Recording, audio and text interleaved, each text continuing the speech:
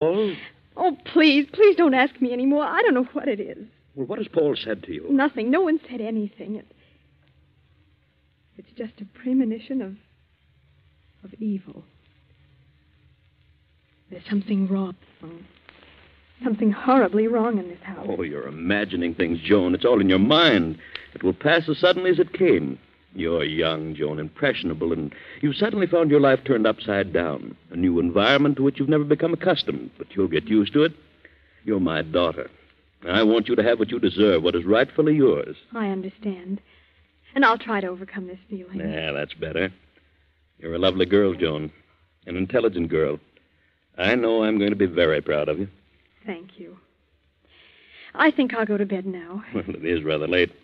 Good night, dear. See you in the morning. Hello. Paul, what are you doing here on the stairs in the dark? I wanted to tell you something. What? You're very, very beautiful. Your eyes, your hair, just like gold. Gold moonbeams. And soft. Paul! And your throat.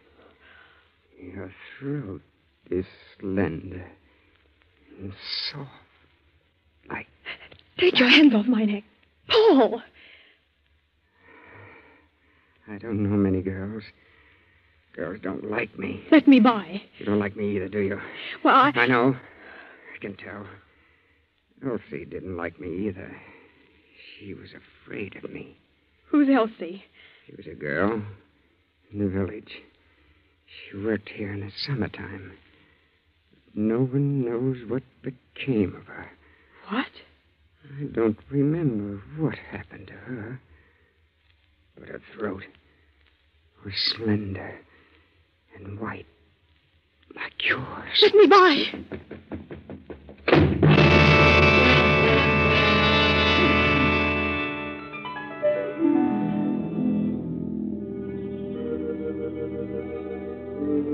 Joan. What? Who's here? Who's in this room? Don't turn on the light. Helga. What do you want? I must talk to you. What about? You're not safe here. No one is safe in this house. You must leave at once. What do you mean?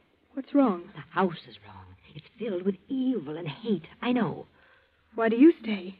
I can't leave. It's too late. But you must go at once. Do you mean that Paul? That's part of it. Then what else? John. John? What about him? I can't tell you. But you must believe me. What about my father? He doesn't believe he is your father. And he's planning to get revenge on your mother through you. I don't believe you. I won't. Get away while you have a chance. No. I won't run from it. I'll face it, whatever it is. Very well. Good night, Joan.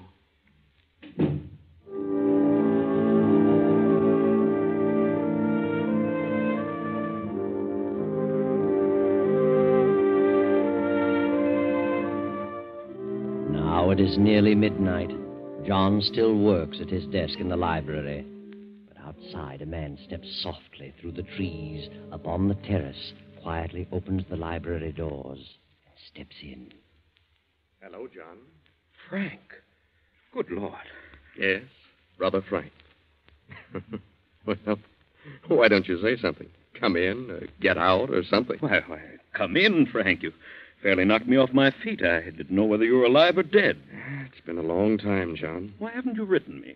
Well, I was hoping I could make a go of that ranch and pay you back, but I guess I was just born unlucky. Oh? They had a revolution and cleaned Senor Gonzalez out and me with him. That's too bad, Frank. But you're still the same steady, reliable John.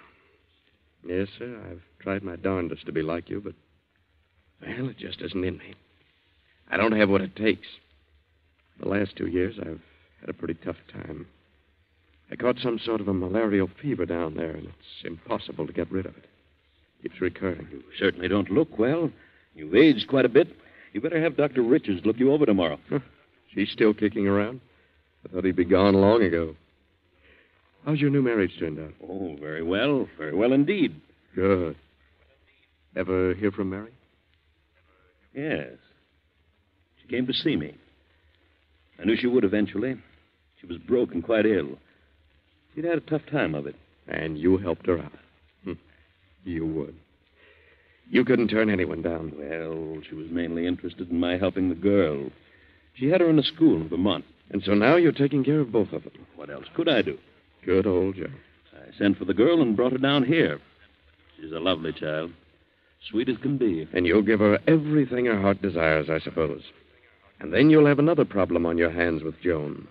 A girl 17 either wants to get married or go to college. Oh? Well, I've decided that. Really? I'd like to send her to Wellesley. Good. It isn't every man who can have... Just a minute, Frank. I'll be right back. Well, what are you doing out here in the hall at this time of night for? Oh, well, Mother sent me down to see why you hadn't come up to your room. Oh. Well, tell her I'll be up in a few minutes. Yes, I'll tell her. My stepson, Paul. His mother thought I was staying up unusually late. Oh, well, I'll run along. Good heavens, it's after 12. When's the last train back to the city? 12 o'clock. You've missed it. Well, when's the next one? 5 a.m. Oh. Well, I suppose I'll have to wait for that. Can you put me up? Yes, of course, Frank. Oh, thanks. Well, wait a moment, Frank. I probably won't be up when you leave, so I'll give you this now. Oh, now, John, I didn't come here for that. Well, that is not exactly. No, you never have. Here you are, Frank. 1,000. And see Doc Richards first thing in the morning. And drop in at the office and let me know what he says. Thanks, John. I'm sorry to have to take this. I only wish that... Oh, forget it. We're not kids any longer. You're too old to learn new tricks now. Run along to bed, Frank. I'll see you tomorrow. Oh, take the guest room at the head of the stairs. Good night, John. See you in town at noon. Night, Frank.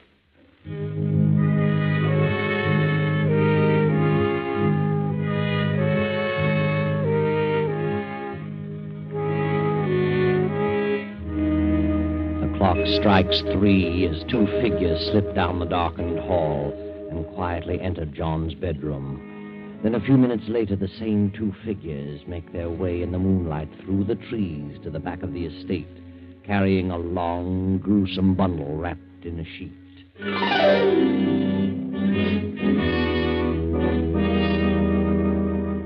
Now it is 3 nights later, and Joan, Helga, and Paul are in the library as Joan paces back and forth anxiously. But where could Father have gone? He didn't say a word about going out of town. Oh, maybe he doesn't want to come back. Why not? I don't know. Maybe he doesn't like it here. You should have listened to me. But you didn't say anything about... Well, you just mentioned me. Could have been mistaken. I just had a weird feeling of impending disaster. Something is wrong, I know. If I didn't belong here, if I could leave, I'd not stay another moment. Who knows what will happen next? I know. What do you know? I know what'll happen next. They always happen in twos. Many people have come here and stayed a while and then suddenly disappeared. What time is it? 11:30. There's a train at 12. I'm leaving here. Hello? Yes, this is Joan Talbot. What? Good heavens, who? Where? Yes. Yes, I understand. Yes, I'll be here. Yes. Who was it? I don't know. I've never heard anything like it. What do you mean? It was a man, and What man? he said he had a message for us. And he'll be here at 12 o'clock, and to wait for him in the library. The police? I don't know. He said he'll come to the garden windows, to the library window. Who could it be? I don't know. But we'll wait. I'm going to see this through.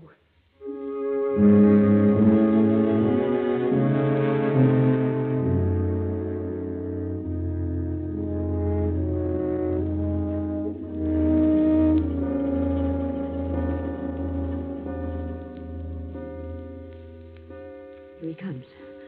Through the garden. Who is it, Mother? I don't know.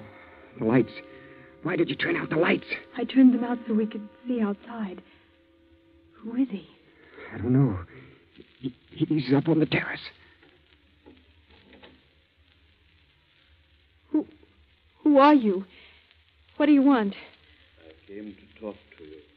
What about? About what happened here at 3 o'clock in the morning several days ago. Nothing happened. Nothing. But something did happen. Turn on the lights. No, don't turn them on. You couldn't see me if you turned on the lights. Paul, good Lord. Was it you who phoned me? I spoke to you, but I didn't phone you. Mother. What happened in this house at 3 o'clock several days ago? A man was murdered. What? Paul. Turn on the lights. Turn on the lights! Joan Talbot, open the top drawer of that desk. Now take out the paper. It says, on the night of August 5th, we, the undersigned, murdered John Talbot in his bedroom and buried his body on the estate. We didn't. It's John. It's John. Sign it. Sign the paper, and I'll go. Sign it, Paul. Sign it. You did it. You killed him. Sign it. You help me. You sign it. I can't. Turn on the lights, Joan. John. It's him. It's him. He isn't dead. No, Paul. We didn't. Paul, what happened? I'll tell you. You killed my brother Frank instead. Come on in, Sergeant. You heard it all. Yes, we heard it all. Father, what on earth happened? When you phoned a while ago, I almost fainted. I was sure you were dead. I knew from the moment you told me you were frightened in this house that something was wrong. I put two and two together and realized what it was. They didn't want you to share in the estate. I knew they were planning something on that night. And then my brother came. He accidentally got into my room by mistake, and they killed him instead of me. I saw them carrying his body through the trees. So I disappeared for a few days and evolved this plan. You've nothing to worry about any longer, Joan. Nothing. No.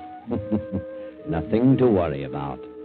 But the truth would certainly amaze you. All that Helga said about Paul and John was true. John was planning revenge, but not through Joan. That night your brother Frank came back. You discovered something, John. What was it Frank said? And then you'll have another problem on your hands with Joan. A girl 17 either wants to get married or go to college. It was then, John, that you knew the truth. The only way that Frank could have possibly known that the girl's name was Joan and that she was 17 was to have been with Mary. So John knew then that it was Frank who ran away with Mary and deserted her when Joan was 4 years old. And then John, knowing that Helga and Paul planned to kill him, deliberately let Frank occupy his room on that fateful night. John's revenge was satisfied, and he didn't have to turn a hand. That's all.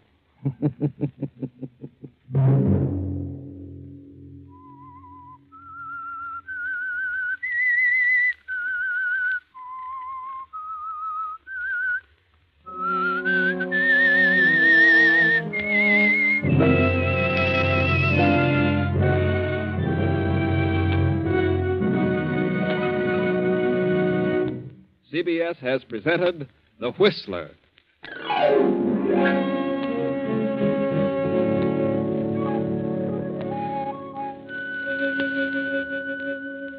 And now an important announcement regarding a change of time.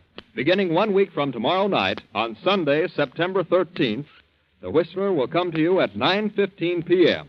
Remember, Sunday, September 13th, at 9:15 p.m.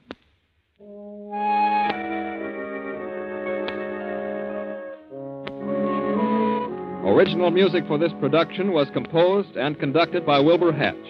The Whistler is written and directed by J. Donald Wilson and originates from Columbia Square in Hollywood. This is the Columbia Broadcasting System.